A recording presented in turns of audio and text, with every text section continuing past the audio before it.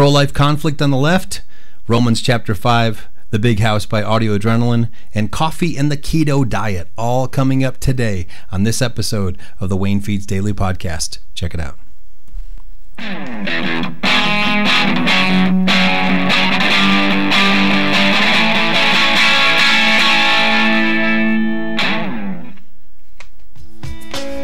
Exalting God in the way you live, exalting God in the decisions that you make, exalting God in the relationships that you have, exalting God in the vision and the purpose and the direction of your leadership.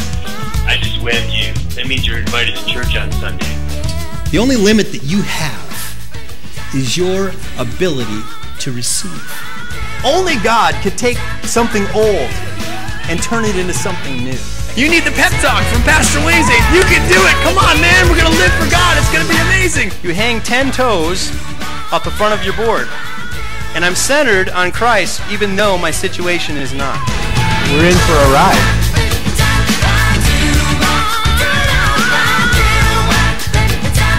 All right, good afternoon, everybody here in Mountain Time and East Coast Time. Hope you're having a good day so far. Hopefully your day is nearly done, or the work that you're doing is nearly done.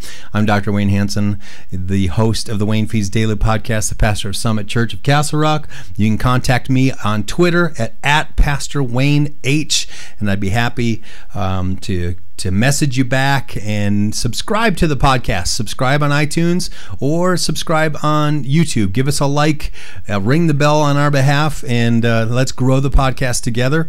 And then, of course, we're right here on Facebook Live. And I also post the edited show on Facebook Live about an hour after the podcast. So glad you're watching, glad you're listening, glad you're joining us today. Today's episode of the podcast is brought to you by the Versatility Group of Castle Rock, Versatility Creative Group of Castle Rock, run by our good friend Sandy Michael.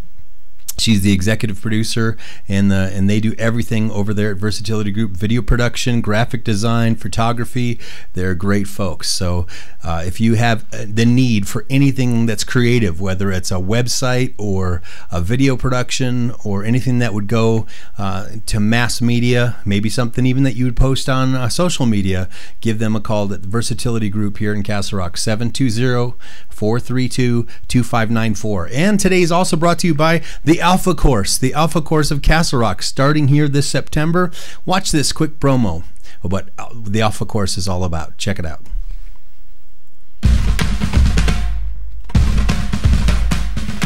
If you've ever wondered if there's more, you're not alone in that. We all explore, every day, in small ways and big. We find ourselves, reinvent ourselves, define ourselves, publish our lives. We find ways to stand out and ways to blend in. We meet people that remind us of us, and people that remind us of who we want to be, and people that just make the journey that much more fun. We connect and share. We learn from each other and grow together. We celebrate and mourn side by side. We push our limits, challenge ourselves, fall down and get back up again. Our days are long and our nights get short. We put in the hours in the hope of building something that lasts. And at the end of the day, find joy in the fleeting things. We want to squeeze all the life out of life and hit pause on moments we wish could last. Put simply, we want to live. And along the way, discover all we can, experience more, and find out who we really are. For all are searching, it's rare to find time to think and talk about the big questions of life. About faith and reason and God and meaning. But exploring is good. We're built for it. All right, the Alpha Course of Castle Rock coming here in September.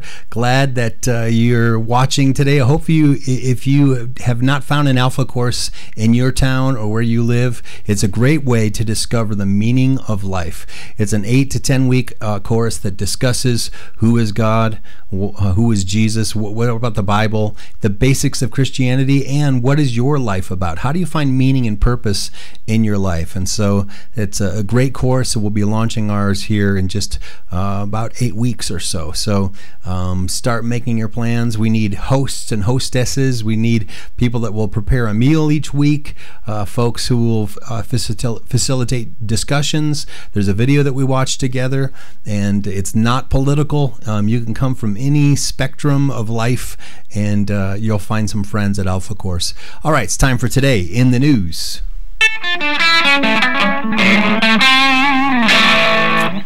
All right, today in the news, what's interesting, there's sort of a rift here on the right, pro-life. When it comes to pro-life, there was an amazing kind of Ben Shapiro rips Tommy Lauren on the issue of life, and I'll talk to you about it on the far side of this clip. Check this out.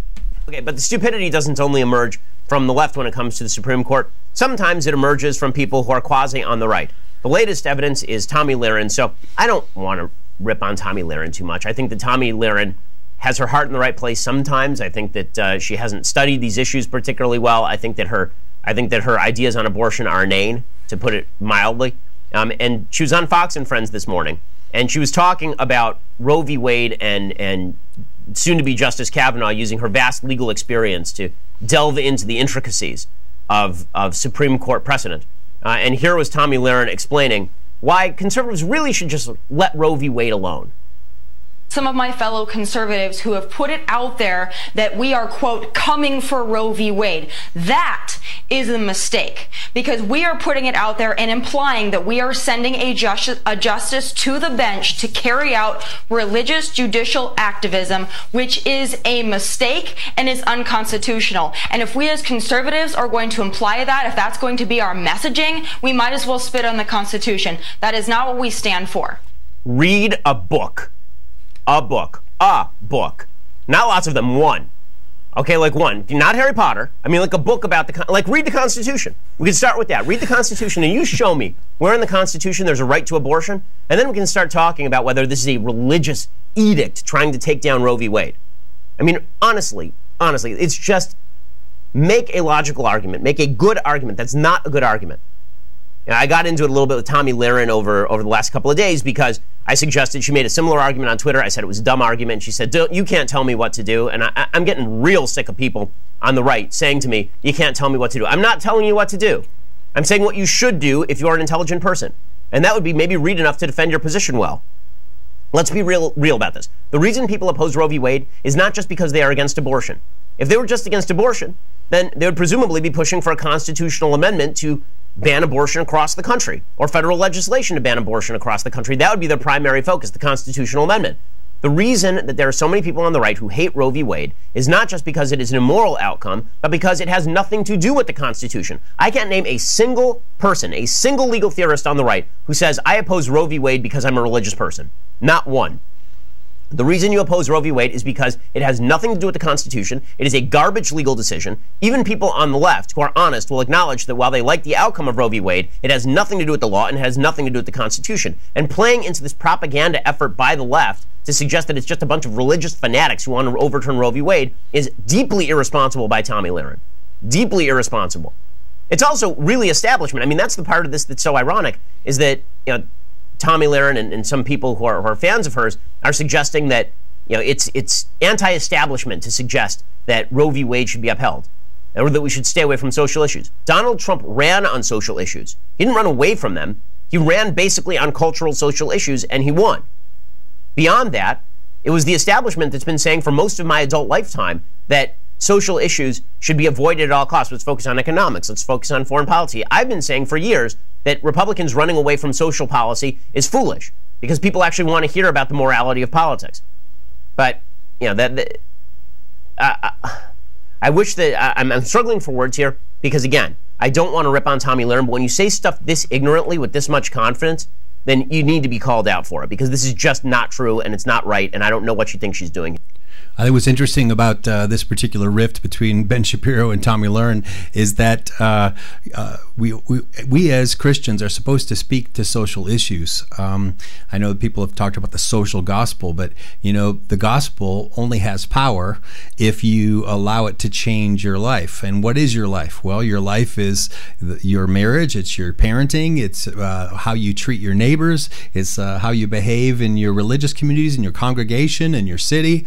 If Christians won't speak to social issues, then we're not speaking about anything that matters. And so it's our job to speak to what morality, what is good and what is evil, and what should be done and what should not be done. And we Christians have been, for far too long, we've been silent on social issues. And so I don't care which side of the aisle you're on, whether you're a Democrat or Republican. I personally am a libertarian. I just believe the government has gotten way too big and is passed way too many laws and has way too much power in our personal lives. And so my belief is that the government probably could be cut in half and we wouldn't miss a thing. And so those are my thoughts on all that. And of course, I vote for life. Whichever candidate is pro-life, that's the candidate that I end up voting for. But I don't have any loyalty to either party, whether Republicans or Democrats at this point, because they're all traitorous in my opinion. They're all got their hands in the pockets of whether big government or big business or special interest groups, politicians, or in the game of politics, especially in Washington, D.C., has gotten so distasteful. I don't think a Christian can claim either party. And so kind of just a crazy discussion there, and we'll see where it all goes. With this new justice on the Supreme Court, I don't think that we're going to see an overturning of Roe versus Wade, but I do think eventually we're going to see a constitutional amendment that will put it in the hands of the states. And honestly, I think maybe that's probably where it belongs. It's the same thing that's happened with marijuana, with cannabis. The federal government has decided not to enforce cannabis laws, and state by state, they're deciding what to do, whether it's medical or recreational or some combination of the two. And we're going back to a time when the states had a little bit more power. And as a libertarian, I think I'm much more in favor of local control, local government. Local people tend to govern themselves better than Washington, D.C. from thousands of miles away. So that's my political bandwagon for today. Let's get into today's motivation and inspiration.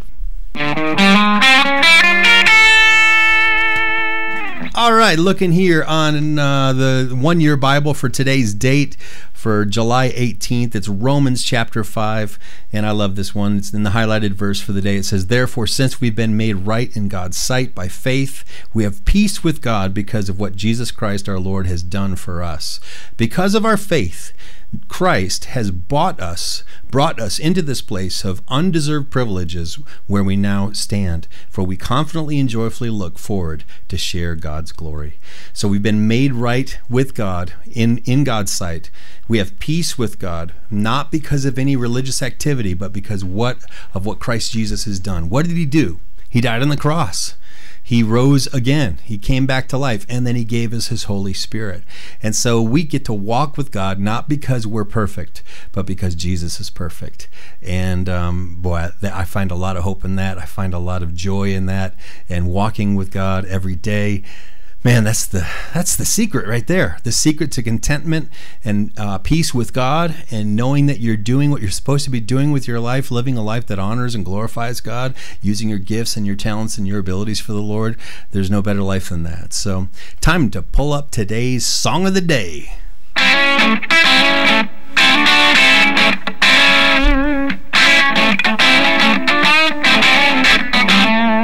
right, I've been on an audio adrenaline kick the last few episodes, and today's no exception. I'm pulling up a tune that's actually kind of a kids' church song. So you get this mic just right. Many of you know Big House. It's a big, big house with lots and lots of room. That one. So.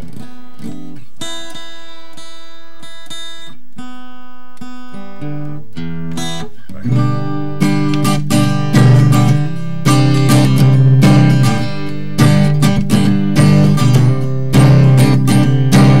Don't know where you lay your head, where you call your home. Don't know where you eat your meals, where you talk on the phone.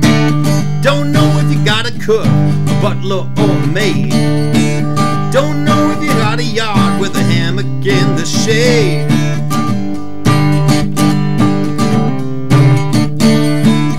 Don't know if you got some shelter, say a place to hide. Don't know if you live with friends in whom you can confide. Don't know if you got a family, say a mom or dad. Don't know if you love it all, but I bet you wish you had. Come and go with me to my Father's house. Come and go with me to my Father's house. It's a big, big house with lots and lots of room. A big, big table with lots and lots of food. A big, big yard where we can play football. A big, big house. It's my Father's house.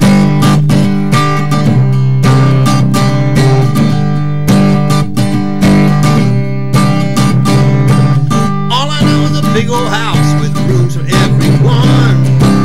All I know is lots of land where we can play and run. All I know is you need love, I got a family. All I know is you're all alone, so why not come with me? Come and go with me to my Father's house. Come and go with me to my Father's house. It's a big, big house with lots and lots of room. A big, big table with lots and lots of food. A big, big yard where we can play football. A big, big house. It's my Father's. Come and go with me to my Father's house. Come and go with me to my Father's house. It's a big, big house with lots and lots of room. A big, big table with lots and lots of food. A big, big yard where we can play football. It's a big, big house. It's my Father's house.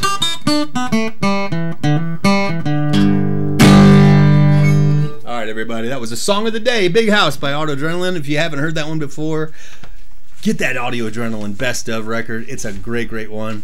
And I love doing the music. Once again, today's podcast is brought to you by the Alpha Course of Castle Rock, coming to Castle Rock in September in just really a few short weeks. And Versatility Group of Castle Rock, they do everything from video production to web design, graphic design, photography. Check out their reel right here. It's about a 1-minute reel. Versatility Group.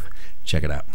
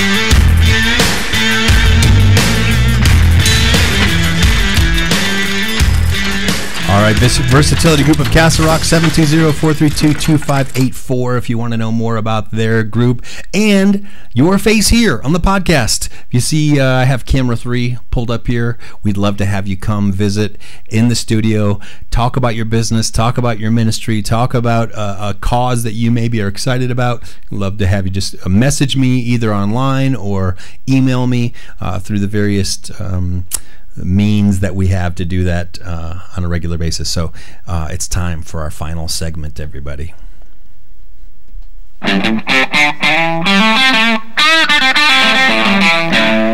All right, right, let's talk. Well, I know it's a Tuesday. Actually, it's Wednesday. We're half day. It's hump day, everybody. I know sometimes it's hard when you're like, oh man, the weekend is still 3 days away. I still got stuff I have to do.